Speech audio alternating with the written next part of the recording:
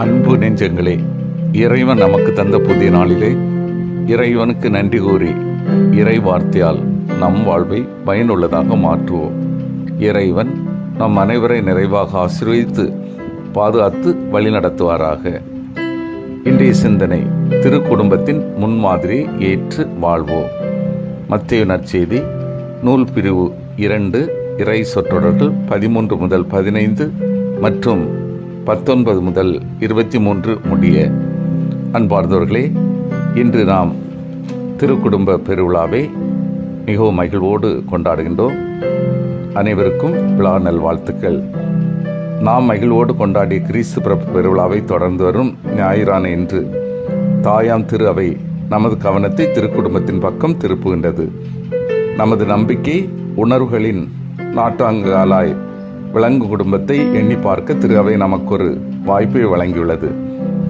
இறைவன் மீட்பு திட்டத்திற்கு தன் ஒத்துழைப்பை கொடுத்த நேர்மையாளரான தந்தை யோசேப்பு, கன்னிமை குண்டா அன்னை மரியா, மனித உடல் எடுத்த பாலன் இயேசு, இம்மூவரும் இணைந்து ஏற்படுத்தியதுதான் திருக்குடும்பம். தன்னலமற்ற அன்பை, தன்னிகரற்ற அமைதி திருக்குடும்பம் உலகில் வாழ்ந்து காட்டியது. எளிமையாக வாழ்ந்து ஏற்றமிகு வாழ்வு கண்டது. துன்பங்களையும் பாடுகளையும் சுமந்து இல்லறத்தின் புனிதம் காத்தது. இறை திருவுளத்திற்கு பணிந்து நடந்தது. இறுதி வரை கடவுளோடு ஒன்றித்திருந்தது. எனவேதான் சிறந்த மாதிரியான குடும்பமாக திருக்குடும்பத்தை நாம் கருதுகிறோம். இதே நாளில் திருக்குடும்பத்திடம் விளங்கிய புனிதமான அர்ப்பணமும் முழுமையான தியாகமும் ஆழமான புரிந்துணர்வும் நிறைவான அன்பும் நம் குடும்பங்களும் கொண்டிருக்க இறைவனிடம் சிறப்பாக மன்றாடுவோம். கணவனும் மனைவியும் சிந்தனைகளாலும் எண்ணங்களாலும் சொல்லாலும் செயலாலும் ஒன்றுபட்ட மனநிலையோடு குடும்பங்களுக்கே உரிய இயல்புகளான அன்பு, மன்னிப்பு, பகிர்வு, புரிந்து கொள்ளல், விட்டு கொடுத்தல், மற்றவரை வரவேற்றல், நன்றி உணர்வு, அமைதி போன்ற பண்புகளால் குடும்பங்கள் அணி செய்யப்பட்டால் எவ்வளவு அழகாய் இருக்கும். இன்றைய குடும்பங்களில் காணப்படுகின்ற பிரச்சனை சந்தேகம், பொருளாதார பிரச்சனைகள், நுகர்வு கலாச்சாரம், சமூக தொடர்பு சாதனங்கள், ஆதிக்க நிலை. எவ்வாறு இவற்றை எதிர்கொள்வது? திறந்த மனம் திறந்த உரையாடல், மன்னித்தல், பிறரை உயர்வாக கருதல், இணைந்து திட்டமிட்டு செயல்படுதல். தற்பொழுது குடும்பத்தில் பெற்றோரின் கடமை என்ன, குழந்தைகளின் கடமை என்பது என்ன என்பதை அறிவது மிகவும் அவசியம். பெற்றோரின் கடமைகள் உள்ளார்ந்த அன்பு செய்தல், உயர்ந்த லட்சியத்தை பதித்தல், குழந்தைகளிடம் குற்றங்களை பக்குவமாக சுட்டிக்காட்டி குழந்தைகள் திருந்த செய்தல், நல்லதை குழந்தைகளிடம் பார்த்து ஊக்கப்படுத்தல், முன்மாதிரியான வாழ்க்கை வாழ்தல்.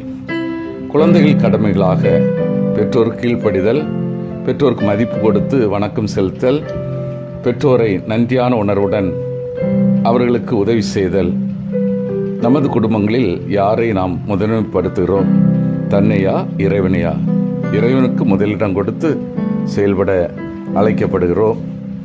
எவ்வாறு இயேசு மரி சூசை வாழ்ந்த குடும்பத்தில் தனிப்பட்ட விதத்தில் நேர்மை, தூய்மை, அன்பு இருந்தது போன்று பொதுவாக அவர்கள் இணைந்து செயல்பட்டார்கள். இணைந்து இறை திருவுளத்திற்கு ஏற்றவாறு வாழ்ந்தார்கள். இணைந்து துன்பத்தை எதிர்கொண்டார்கள். இத்தகைய மனநிலையும் ஈடுபாடும் அர்ப்பணமும் நம்முடைய குடும்பங்களில் ஏற்று நாமும் பிறருக்கு பயனுள்ளவர்களாக திகழ்வோம். சிந்தித்து தியானித்து செயல்படுவோம். நமது குடும்பங்கள் இறை திருவுளத்திற்கு ஏற்ப வாழ்கின்றனரா? நமது குடும்பங்கள் இன்ப துன்பத்தில் இணைந்து செயல்படுகின்றனரா? நமது குடும்பத்தில் அன்பு, கருணை, மன்னிப்பு, பொறுமை போன்ற பண்புகள் நிறைவாக உள்ளதா? மன்றாடுவோமாக.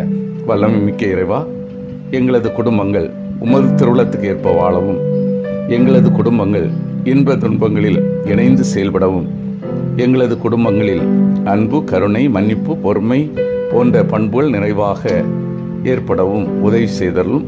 ஆமீன்.